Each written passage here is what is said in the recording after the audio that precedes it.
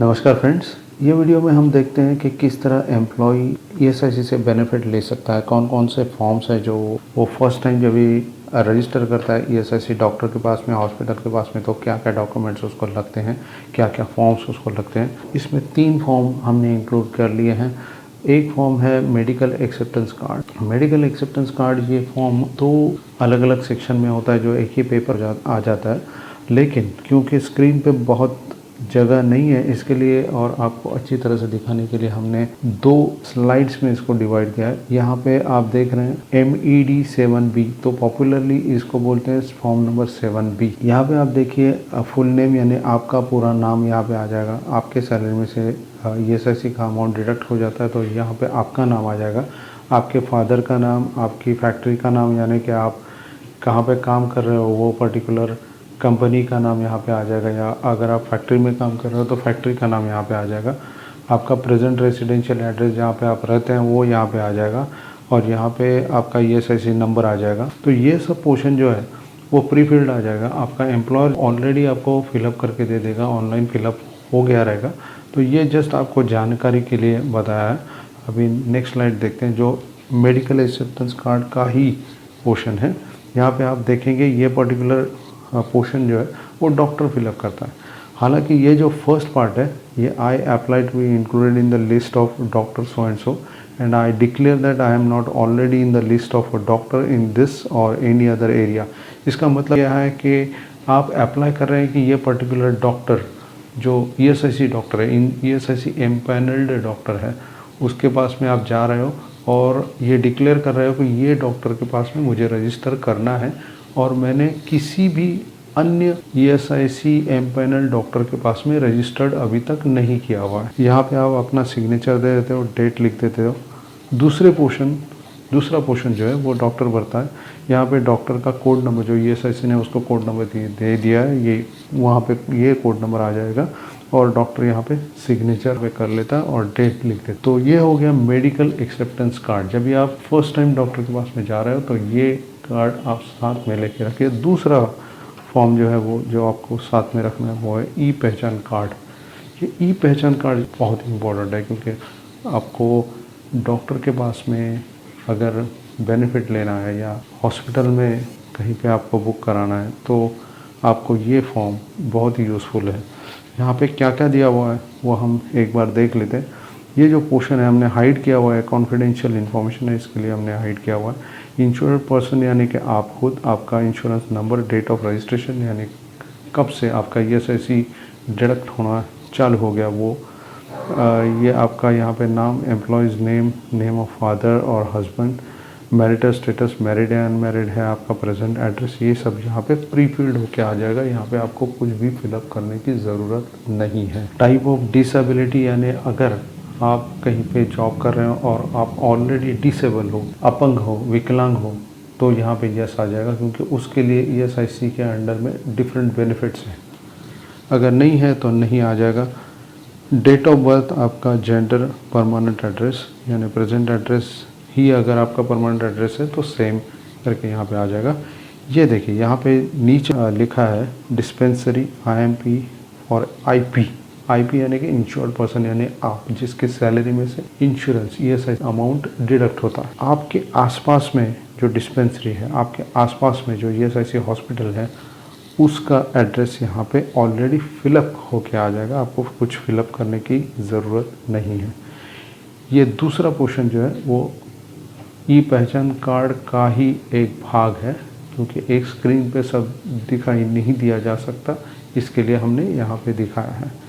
यहाँ पे employees code number, आपका जो एम्प्लॉयर है उसका कोड नंबर, सब यूनिट कोड नंबर यानी कि अगर उसके अलग अलग जगह पे ऑफिसेस हैं, फैक्ट्रीज़ हैं, तो उसको अलग अलग कोड नंबर दिया जाता है ईएसआईसी। तो यहाँ पे वो आ जाएगा। डेट ऑफ अपॉइंटमेंट, आपका date of appointment, name of employer जहाँ पे आप काम कर रहे हैं, एड्रेस ऑफ एम्प्लॉय, ये सब प्री फिल्ड आ जाएगा। आपको कुछ फिलअप करने की ज़रूरत नहीं। यहाँ पे फर्स्ट एम्प्लॉयर्स डिटेल यानी पहले जहाँ पे आप काम कर रहे हैं, जहाँ पे आपका ईएसआईसी डिडक्शन हो रहा था, वहाँ का डिटेल यहाँ पे आ जाएगा। यहाँ पे भी कुछ फिलअप करने की ज़रूरत नहीं।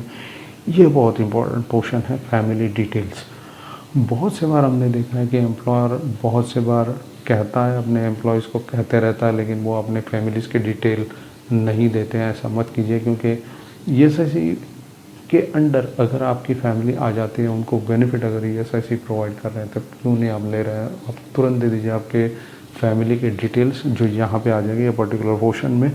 अगर आपने फैमिली के डिटेल नहीं दिए हैं तो एम्प्लॉयर क्या करता है कि उसको तो ईएसआईसी जाने के स्टैट्यूटरी कंप्लायंस करना पड़ता है, तो वैसे ही दे देता है।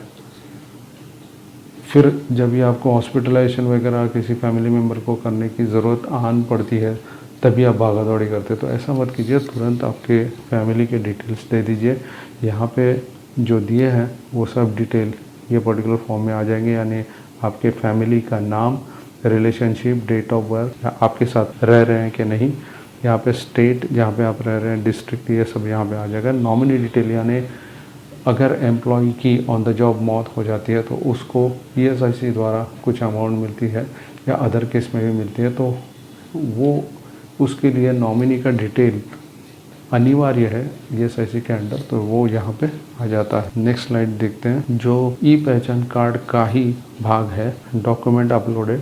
यहाँ पे अगर कुछ डॉक्यूमेंट अपलोड करने पड़ते हैं ई पहचान कार्ड के साथ में, तो वो यहाँ पे आ जाते हैं। यहाँ पे नॉन तो उसकी रिक्वायरमेंट है नहीं। ये जो नीचे का पोर्शन है वो भी बहुत इंपॉर्टेंट है, वो हम समझ लेते हैं क्या है। यहाँ पे signature, LTI of registered employee or IP. Signature और एलटीआई मतलब लेफ्ट थंब इम्प्रेशन, अगर आप साइन नहीं कर सकते हो तो left thumb impression of registered employee or IP, यानी कि आप जिसके सैलरी में से ईएसआईसी का अमाउंट डिडक्ट होता है, वो यहाँ पे सिग्नेचर या थंब इम्प्रेशन करेगा। राइट हैंड साइड में जो ये पोर्शन है, वहाँ पे आपको आपके फैमिली का, आपके साथ में, ध्यान में रखिए, आपका और फैमिली का एकत्रित photo, combined photo, post card size यहाँ पे आपको चिपकाना है, और उसके ऊपर एम्प्लॉयर का स्टैम्प और सिग्नेचर लेना है। अभी इसमें क्या हो रहा है दोस्तों कि सब स्टाफ एक साथ में नहीं होता है, आप अपने घर से काम कर रहे हैं, उस केस में एम्प्लॉयर खाली सिग्नेचर और स्टैम्प करके दे देगा। आप बाद में आपके फैमिली का फ़ोटो आपके साथ में वहाँ पे चिपका सकते हो, और ईएसआईसी ऑफिसर के पास में जाके सिग्नेचर ले सकते हो। ये बहुत ही इम्पॉर्टेंट है कि आप ईएसआईसी ऑफिस में जाएं, ब्रांच ऑफिस में जाएं, लोकल ऑफिस में जाएं, और वहाँ से आप ये स्टैम्प करके ले लें, क्योंकि अगर हॉस्पिटलाइजेशन की ज़रूरत पड़ती है तो फिर ये फॉर्म आपको साथ में रखना पड़ता है। तो बेहतर है कि आप ईएसआईसी ऑफिसर का स्टैम्प ले लें। डॉक्टर जो है, जब भी आप उसके पास में रजिस्ट्रेशन के लिए जाएँ, तो ये डॉक्टर भी इंसिस्ट करते हैं कि आप ईएसआईसी ऑफिसर ऑफिस में जाके उनका सिग्नेचर और स्टैम्प ले लीजिए, तो आपके लिए बेनिफिशियल है।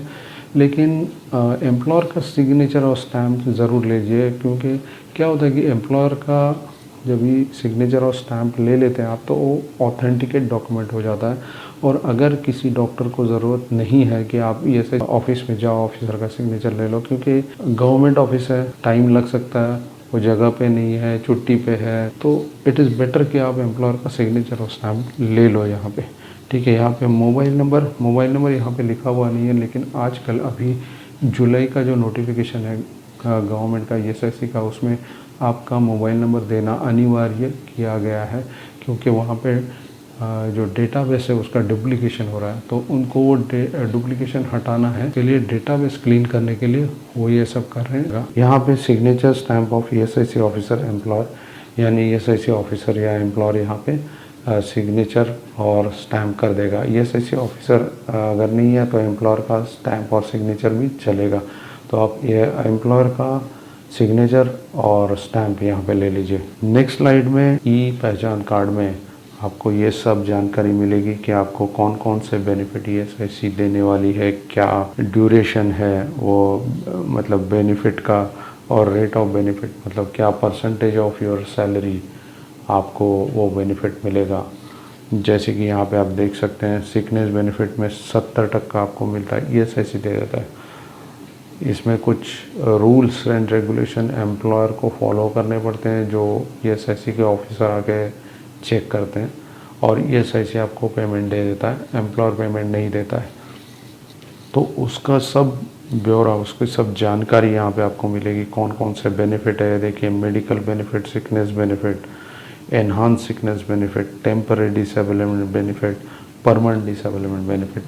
टेम्पररी और परमानेंट में यह फ़र्क है कि परमानेंट डिसेबलमेंट मतलब वो आदमी काम ही नहीं कर सकता है, वो कुछ डिफ़ाइन किया हुआ है ईएसआईसी के अंडर में, वो पर्टिकुलर डिसेबलमेंट के बारे में डिफ़ाइन किया हुआ है, तो उस हिसाब से आपको पेमेंट मिलता है ईएसआईसी से।